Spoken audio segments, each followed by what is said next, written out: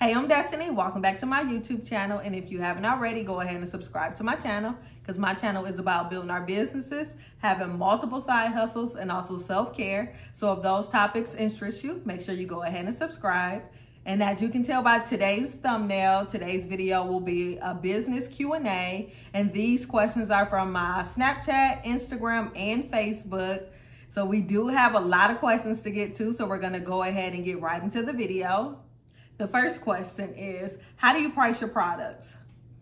And I feel like this is pretty much based on your industry, but for the most part, it's 2 to 3 times what you pay for a product.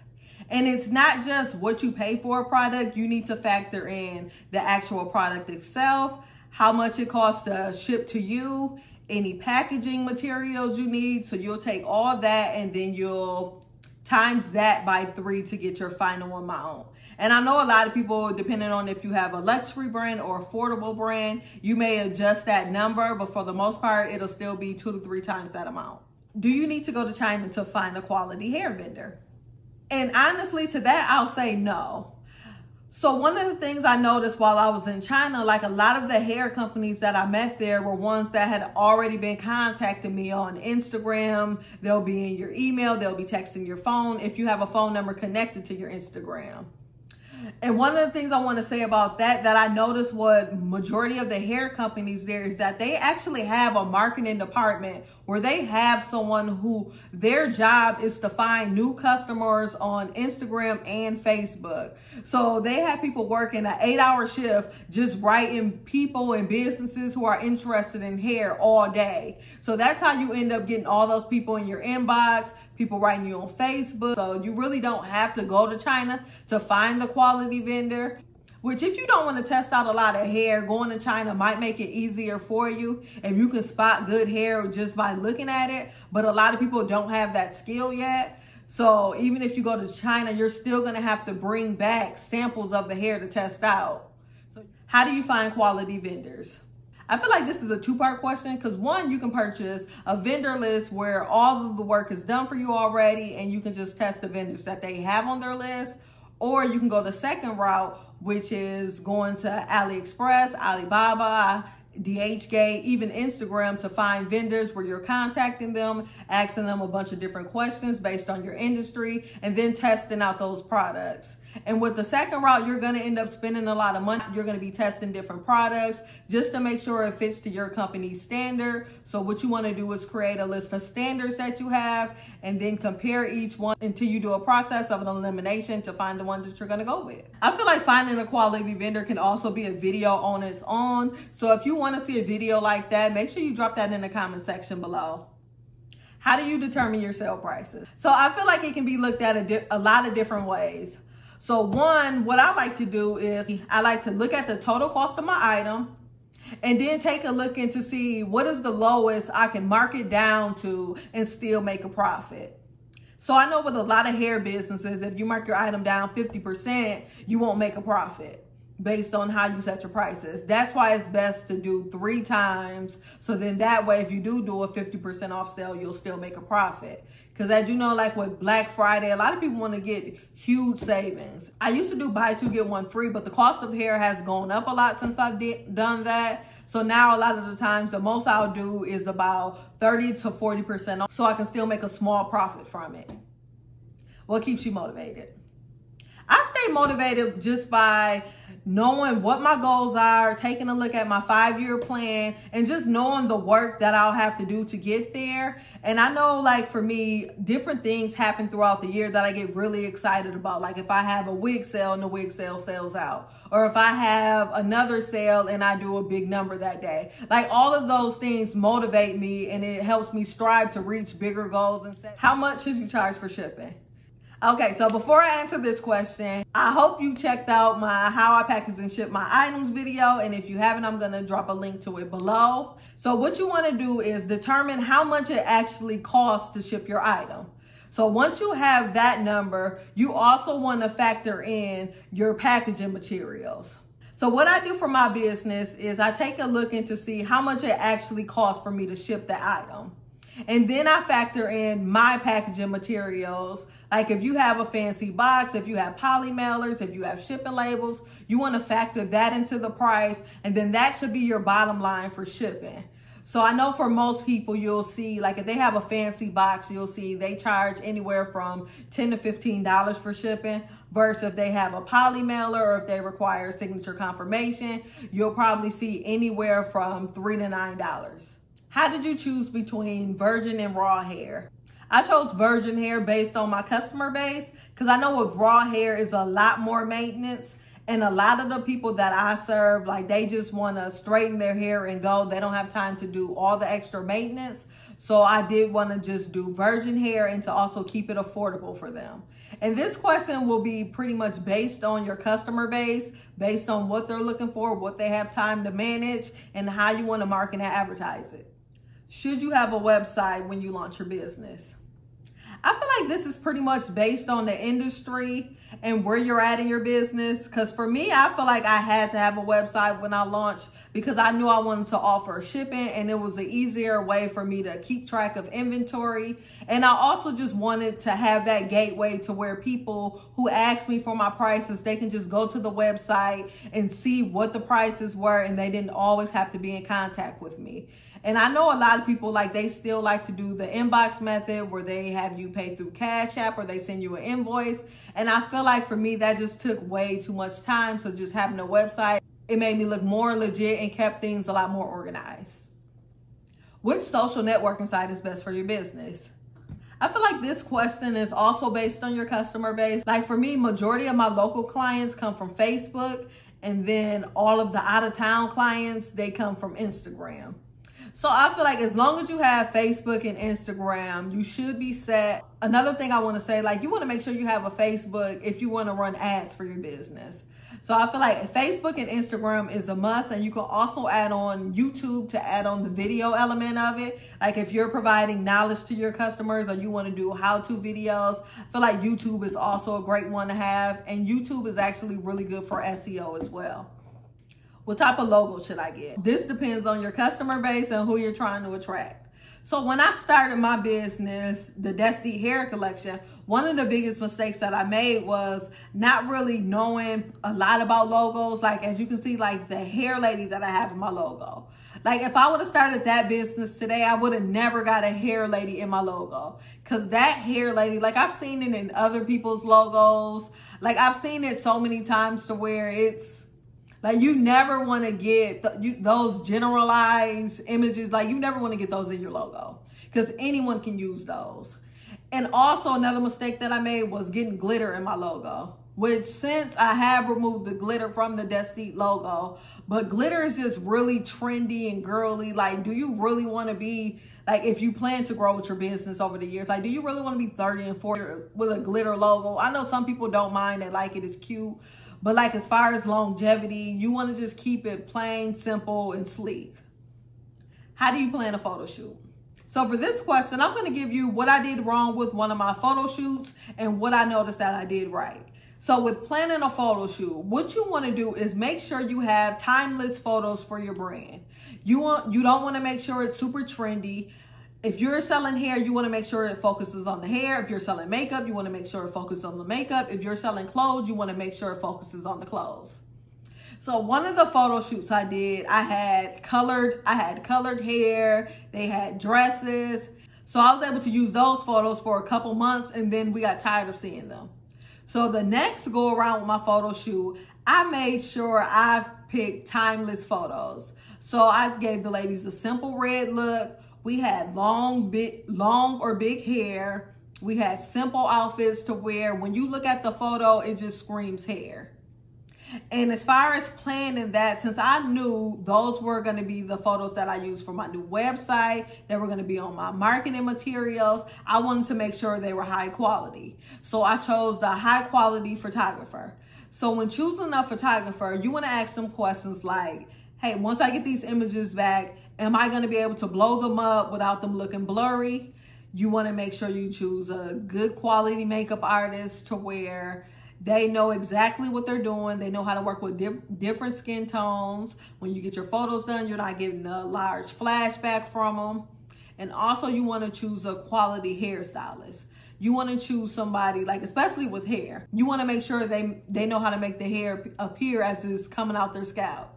So I feel like those are the most important things. Like it's going to be based on your industry, because I know with fashion, like I've helped my sister with her fashion business, and we pretty much went with the same photographer, same makeup artist, because depending on the type of models you have, you'll end up running into a lot of different makeup artists who aren't good with certain skin tones. So you really want to make sure that they're good with that. And as far as planning your photo shoots, I know that times have changed over the past few years. Like when I used to do my photo shoots, I used to cover all of the costs.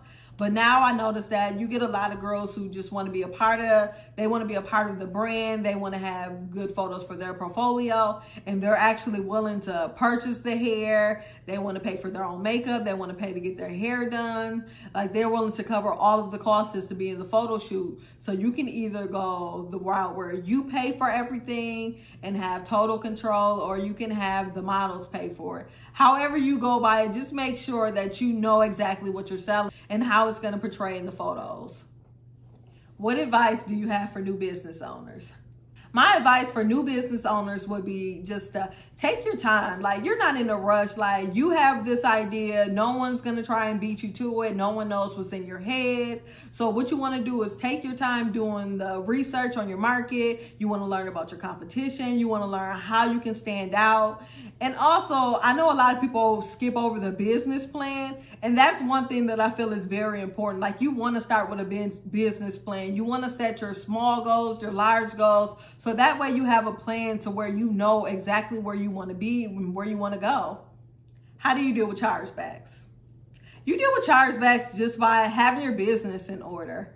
So when someone makes a purchase online, you give them their tracking number, you actually ship the product out in a timely manner, you're selling exactly what is described on your website. So that way, if someone does do a dispute, you already have everything covered. You want to make sure you have a solid policy on your website, so that way the customer can read it before placing the order. And that way it'll cover you if something does go wrong, to where you are already saying like, hey, this was in my policy. This is what went wrong. Like, and if it's something that you can fix, like I would try and fix it first, because everything doesn't have to resort in a chargeback. And if you go through PayPal, they're going to instruct you to either speak with the merchant, speak with the customer. Either way, you're going to have to communicate. So just making sure you have those communication skills up front, and making sure your policy is solid, and making sure you're selling what you're actually supposed to be selling. Will you get cheaper products if you go to China? I feel like this question depends on how your business is already set up. So if you have a middleman going to China, you will be able to find cheaper products than actually going through a middleman. Or let's say if you're selling hair and you already have your vendor, you've been communicating with them, and you go to China, you're not necessarily going to get cheaper products. Like they might take $1 off here and there. But other than that, the only way to get cheaper products, like as far as hair, is to order a larger quantity. And then another way you can get cheaper products, like if you're in China and you go to buy bulk, you won't have to deal with the PayPal fee. So you can get those cheaper, and you won't have to deal with the high shipping rates. If you bring an extra suitcase, you can load those items up in your suitcase and then transport them back that way. How much does it cost to go to China, and is it worth it? One, I would say it's definitely worth it. It's worth it because you get to see what goes on behind the scenes. You get to meet your vendors face to face, develop a connection with them. And you also get to see what new products they're working on that probably haven't hit the websites yet. When I went to China, I booked everything on my own. So I did a flight. My flight was... How much was the flight? I want to say my flight was either $500 to $600. Once I do the research, I'm going to do a little pop-up so I can give you the exact amount. And once you do the hotels were cheap over there. I believe it was like $50 to $100 a night. And that was for a 4-star. So going to China is actually really cheap. What comes expensive is once you hire a driver, once you hire a translator, if you hire a guide that's going to show you everywhere you need to go. To keep those China costs low, you have to do all of the research on your own, which some people like to do research and some people don't. So if you take a look at it that way, it might be more, I'll say you might get a more bang for buck if you do a China vendor trip, where they'll already have the translator for you. They'll have the car for you. They'll have everything set up for you to where you're just showing up. How do I get payment plans on my website? Like, as far as I know, you'll have to have a Shopify e-commerce site, and you'll have to contact those companies and just fill out the application. They'll ask you just simple information about your business. If you have a hair business, you probably won't qualify for a lot besides, I believe Sezzle might be the only one, Sezzle and possibly QuadPay. As you know, hair businesses is a high-risk business, like we hear all the time. But I know for payment plans, like, you can still get them on your website for now. Because I know I started with Klarna, then they booted all the hair businesses off there. So I had to move to Sezzle, and it's been going so far so good. But if you sell clothing or anything outside of hair and lashes, you'll pretty much have a lot of options as far as payment plans on your website. Just make sure you have a Shopify site, because I know they're not compatible with Wix right now. Will you be offering one-on-one help?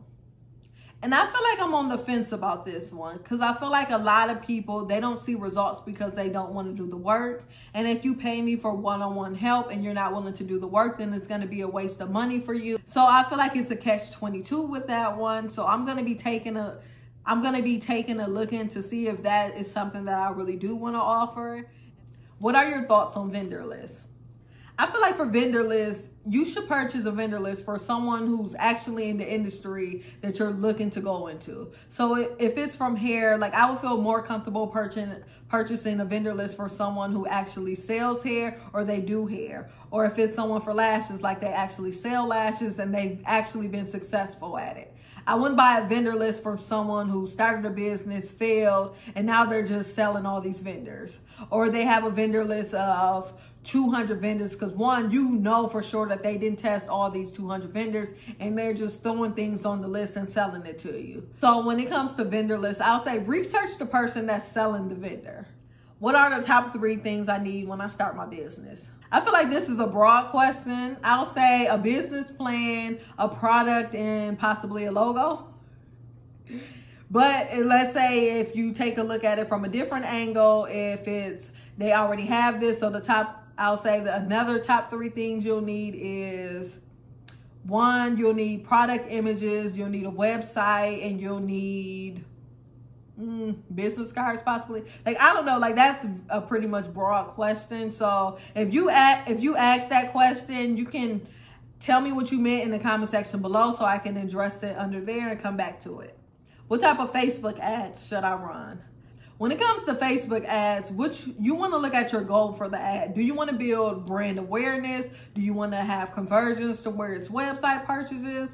I feel like it just depends on your goals. So for me, I like to do 2 ads running at once, where I'll do my brand awareness ones. And then if you click that ad, I'll do a retargeting campaign to try and get website conversions.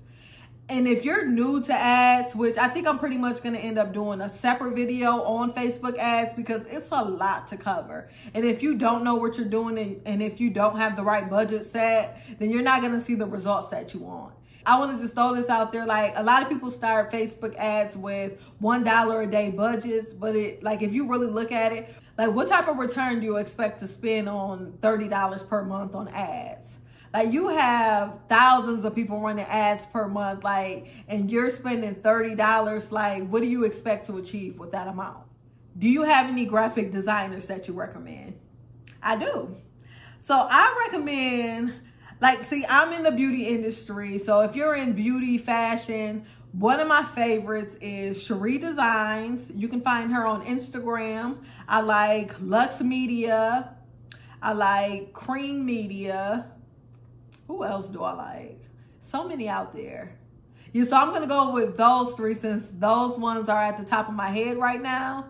And then if I have any more, I'll drop them in the comment section below. Or if you're thinking about someone and you want to know what I think about them, you can also drop that in the comment section below. How do you grow your email list? There are several ways you can grow your email list. Like, you can do a pop-up on your website. I know on my website, I have the spin to win, where if you put in your email address, you'll get a different coupon code. You can do different exclusive sales where you tell them that if you sign up for my email list, you'll get 10% off. You can also do, like, if you're offering freebies, you can tell them sign up for my email list and you'll get access to this freebie where you're sharing free information. So it's a bunch of different ways that you can do it. So what you want to do is make sure you're just offering something that's worth them signing up for your email list. How do you build a customer base? I feel like this just comes from being consistent. Like, once you always show up for your brand, you're always dropping knowledge, you're talking about the new products as they're released, just becoming a subject matter expert in your field, like to where people like, know, and trust you, to where they'll always gravitate towards you because they already know you know what you're talking about. They know that your brand is trustworthy, and you'll just build it from there. Like, I feel like the main part is just being consistent and always showing up for your business. Do you think social media influencers work? So yes and no. I feel like I'm saying no because a lot of people pose on the internet as social media influencers when they're really not. So what you want to do to find you a good social media influencer, you want to make sure, like, because I know most of my audience is mostly women. So when I go to someone's page, like, I'll look at their following to make sure that it's majority women following them. I'll go through their comments. Like, since I sell hair, when I go through their comments, I'm looking for people who ask, like, oh, your hair is so cute, where did you get it? And I want to see a couple of those comments like those in the comments. Like, I don't want to see a bunch of men just googly eyeing them, because I know that if I give them some free hair, I'm not going to get a return on my investment because most of their audience is mostly men. So you want to make sure they're A, interested in the product, and B, their audience is mostly your target market. So, and I also feel like, especially like with a lot of social media influencers now, like, I feel like that's a common job that a lot of people want and they're throwing in their bio. And you want to make sure that person has a buying audience. And with having a buying audience means that when they recommend a product, like, people will actually go buy and support it because they trust their word. You don't want someone who's always advertising different products. Like, unless they're like just a huge influencer to where it'll bring brand awareness to where at least you get the followers. And another thing I want to say about social media influencing is that a lot of influencers do work, but once they get to your website or your social media page and your page, like your website is poorly put together, your social media page is poorly put together, like they might have sent those people there with the intention to buy, but something about you turned that customer off. So that's why I'll say, yes, it does work, and sometimes it doesn't. It's just based on what you have going on your side and what they have going on their side. So what is the best hosting site? So I'm biased. I love Shopify. Shopify is for all e-commerce. Like, I just love it so much. So if you want to do something else, then that's on you, but I'm team Shopify all the way. I'm not a fan of Wix. There are other websites you can use, but if it's e-commerce, like, I'll just recommend Shopify just to keep it plain and simple. What do you do if you don't have your own product images? So with hair and lashes, you can get stock images of just the bundles and the lash style to where you don't need your images, you don't need your own product images right away. Although I do highly recommend you get your own images. But starting off, like, you can find different stock images of different, like, if you want to show a body wave texture, a straight texture, and with the different lash styles, I'm pretty sure your vendor will have all the different lash pictures that you might need, and you'll just add your logo, make it a little fancy. But when it comes to clothing, they're taking the pictures from Fashion Nova or just famous Instagram boutiques, or like, I don't know, I pretty much see like all of the same ladies on a lot of different people's websites, to where I feel like that seems like, do I really want to purchase this if I don't know where the original photo came from? Like, if I kept seeing this photo to one, I know that you didn't produce this photo on your own. So I feel like that makes me really sketchy on if I should order from that person or not. So I feel like with fashion, you should just get one model. And I'll use like Shane Justin for an example. Like, he'll show you like on his YouTube channel, like how he takes pictures with his iPhone. Like, you can just take pictures of get you a model, get their hair done, get their makeup done, and take a bunch of pictures of them in your clothes. Like, it can just be a white background if you choose. Like, just something as simple as that, just so you can have your own product images. How many emails should you send out per week? I feel like this is also based on your industry. Like, for me, I try and send out at least once per week. Sometimes I'm slacking to where you might get 2 a month. And I'm on some people's list. Like if you're on Fashion Nova, you might get a couple per week. And it just all depends on what you have time for, what your customers are looking for. Oh, and it also depends on your financial goals. Because I know, like with me, like I make more sales once I send out more emails in the month. So as you can see, like with the Fashion Nova, they're sending out multiple emails. They're sending out texts because they have, more than likely, they have bigger financial goals than a lot of us, and they have different goals that they need to reach. So they're sending out more emails. Just make sure you're not spamming email boxes. I say about 1 to 4 a week is good for your brand. How do you find the right models for your brand? I like to find models that fit within my target audience. So I choose women between 25 and 35 years old who, like, they're into social media. I know once I give them the free hair, they're going to repost their pictures. They're going to be excited. They're going to talk about the brand because, one, that's what they already do already. So what you want to do is find somebody who's already interested in the product you're selling. You know that they're going to post about it on social media because they're happy to receive it. And also they look like what you want your target customer to look like. Should you be the face of your brand? And I feel like it's pros and cons to both being the face of your brand and not being the face of your brand. And I feel like with me, like my first photo shoot, I couldn't afford a model at the time. So I had to be the face. I had to be the model. I had to be everything. Versus now, when you go to my website, you don't even see my face on. Like I will put, like you'll see a lot of me on the Instagram page. I'll throw a picture of me in the newsletters on my email list. So it just pretty much depends. Like if you want to be recognized, you don't want to be recognized. But a lot of people like to know the person behind the brand. They want to get to know what you stand for. So just being the face of your brand helps build the like, know, and trust factor. Should you be a vendor at an event? Yes. I feel like that's a simple question. So a lot of people go wrong is that they pick vendor events where their target audience isn't showing up to.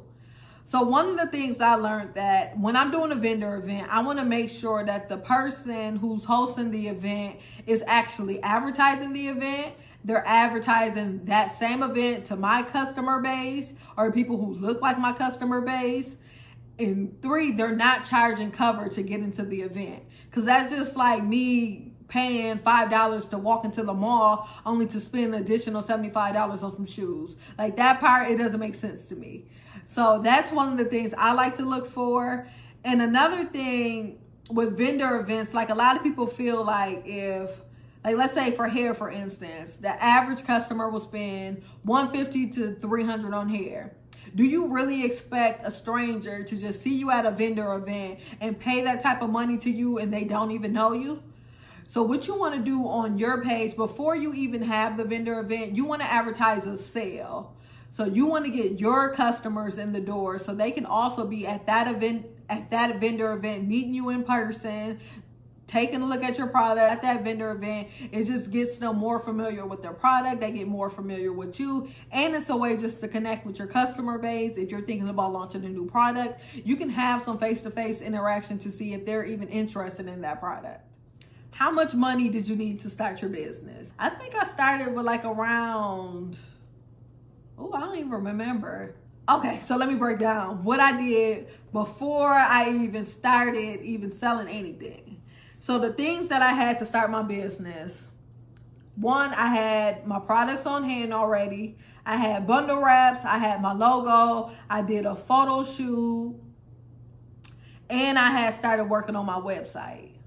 So all together, I would say with adding inventory, doing the website, doing the photo shoot, I spent over $1,000 just to make sure when I came out, everything was professional and clean and that people felt comfortable supporting a legit business. What are the slow seasons for your business? I think the slow seasons for hair is really the summertime. And I know it picks up around back to school, around the winter time, because I know in the summertime a lot of people are getting braids because they don't want all this hair like on your back because it's hot, but which that's completely understandable. So normally during the summer times I'll run sales, but that's normally when it's the slow times for me. How do you stay motivated when sales are low? I feel like with entrepreneurship and running a business anyway, like sales are always going to be up and down. Like you might make $2,000 one day and then $0 the next day. So just knowing that, okay, I might not have made any money this day. Like, I make sure I still show up in posts. That roller coaster, it keeps me motivated because I know, like, okay, this is just a slow day, which all days aren't going to be slow. And I know the end goal that I want to reach. I know slow days just, I feel like slow days just force you to work harder. What is your best marketing strategy? This is what works for me. So if you see me at an event or anywhere to where I always have long hair so you can see the quality of the hair, and when people ask you, hey, who did your hair, or where did you get it? Like, you have your business cards ready. So just being a walking billboard. Like, I feel like that's the best form of marketing. Just being a walking billboard to where when you're out and about, people are asking you different questions. They want to get the exact same thing you're wearing at that exact time. So I feel like that has been working as a good strategy for me. How do you deal with your friends and family not supporting your business? I feel like I haven't really had to deal with this. Like, a lot of people might not be able to afford what you're selling, or they just might like higher quality. Like, so one of the ways I'll say is that your family and friends, like, if that's all you're targeting, then you're pretty much going to fail. Like, you want to set your own target audience to where if some of your family and friends fit in that target audience, then cool, then they can support you. But as far as like depending on all your family and friends to support you, it's not going to happen. Like, what they can do is share a post here and there. But if it's something that they don't like, I don't feel like it's fair to try and force them into buying something that they won't use and they won't like, especially if you're selling a high price product. Did you feel like your business would fail in the beginning?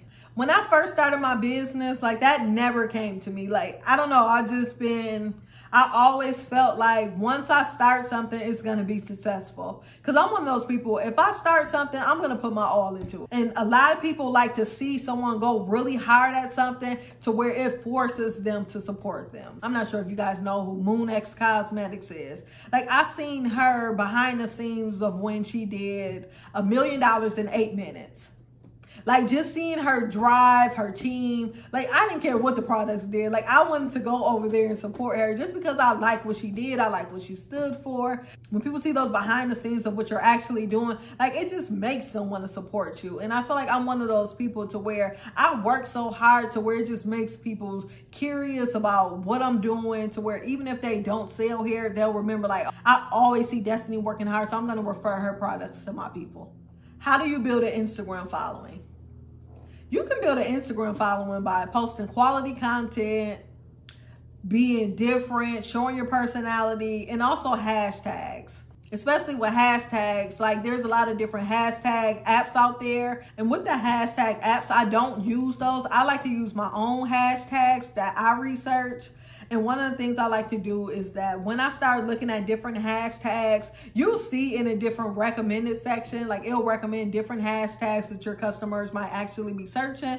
And I'll look at those just to see what the people look like that are actually using those hashtags. And I'll make sure they actually look like my customer base. So you can do that to grow your Instagram, and actually making sure you're staying consistent and also communicating with other people in your field. What's next for you? I feel like I have a lot of things coming up that I'm not going to address like what every single thing is, but you can expect a lot more YouTube videos, me just giving y'all a lot more free content as far as building your businesses. I'm going to be releasing different ebooks. I don't know about webinars yet, but if I do, y'all will be the first to know. But what you can do now, just to stay in the know, you can subscribe to my email list. You can visit I Am Destiny Adams. And if you're watching this video when I first make it, it hasn't launched yet, but there is a section for you to put your email list in. So when we do launch, you'll be the first to know. So I hope you've enjoyed this question and answer. We went over a lot of different topics.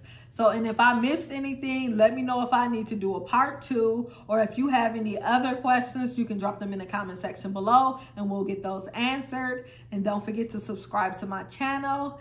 And also, if you have Snapchat, Facebook, Instagram, be sure to follow me. I Am Destiny Adams across the board. And also, don't forget to subscribe to my email list, so when my website launches, you'll be one of the first to know. And that website is www.iamdestinyadams.com.